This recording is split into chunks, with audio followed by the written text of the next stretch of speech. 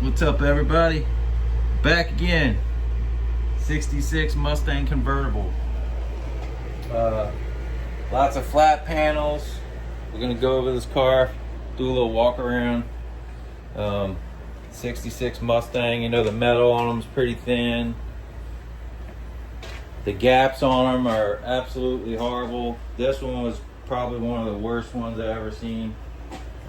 Just because all the metal was new and it was, you know, just they didn't really fit everything like they probably should have when they did a lot of the welding. And then you add aftermarket fenders from 30 years ago, or maybe even OE. I think some of them was aftermarket. They did have like a date stamp 92 on the inside edges of the quarters in here.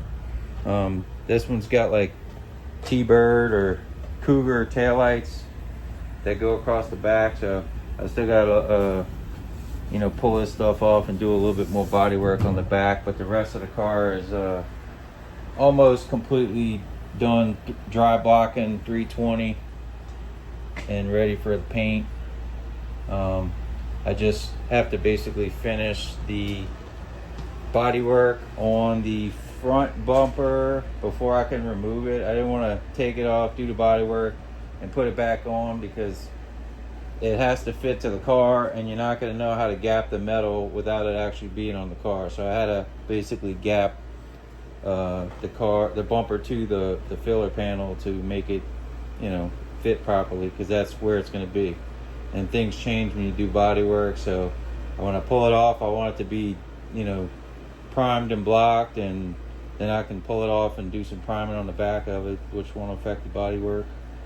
Then I can pull the fenders off and we can paint this thing in pieces. It's a non-metallic, like a dark brown kind of color, like a reddish brown, mahogany color, I guess. Just lots of metal work. I'll show you this little door gap tool. So this is like, this right here is like perfect 3/16. So we got 3/16 gaps all the way around this thing. Same thing with here, you know, all the way around. It's gotten a little tighter because I did some priming. But for the initial metal work, everything's perfect 3/16. And as well as the bumper, cut two bumpers to make one bumper, and, you know, cut sections and moved it up to make it line up.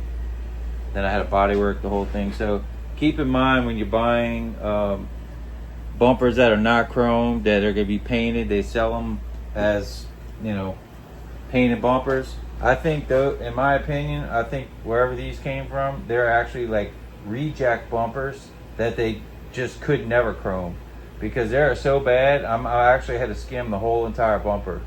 Like it was literally, it looked like it was beat to hell. And that was before I even cut or welded or anything on it. But I had to weld rods on the edges of the trunk lid, because this piece, when it was welded in, it was too far forward. So I had to weld some there. I had to weld on some rods. And I'm talking like 1/8 inch rods on here to get this gap dialed in where it is. But it fits now, and it actually looks pretty good. And then the same thing with all these gaps on here.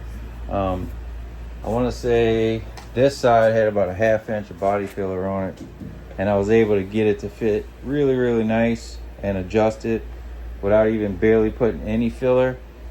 Just a light little skim, and then I pop some dental floss on here and pull it out, and then I can get a nice clean edge.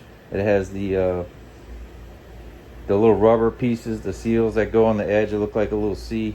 So when I do the body work, I always make sure I fit all of that stuff. So that's important, you know, because after this car is painted, all of those pieces and parts are going to be on there. So when you do your body work, it's kind of a good idea, well, it is a good idea to, you know, go through and fit everything and make sure it's tightened down like it would be you know, if it was done, because if you just put a couple of bolts, you don't tighten it all down, things change, you know.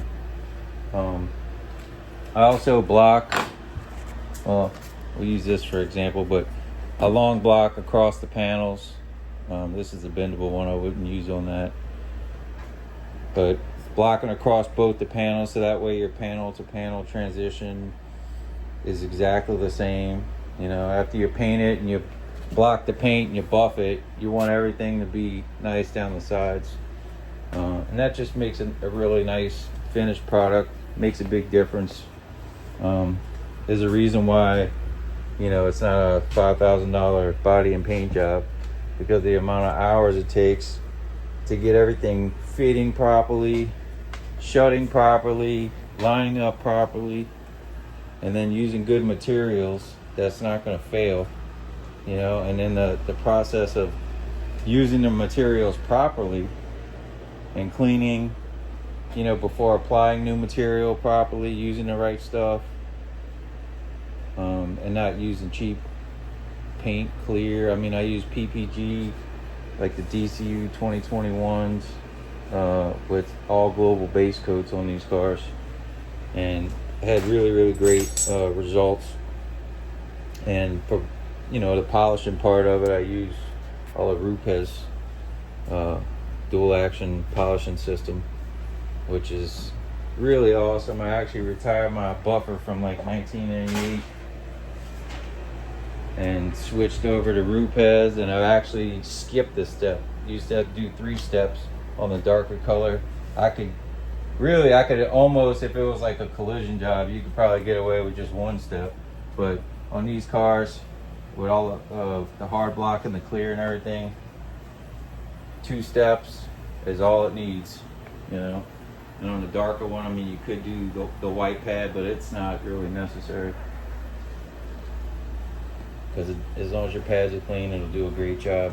But so I don't want to keep going on and on, but, you know, to give you an idea, you know, this is a see, I got the rubbers on here. Makes a difference. Alright, well, that'll be about it for this video. Stay tuned for the next one. I'll do some more videos when I get this some color and some clear on this thing, and give you a little update. Maybe something else that I didn't put in one of those videos, I could put in another video for this one. So stay tuned. See you on the next one.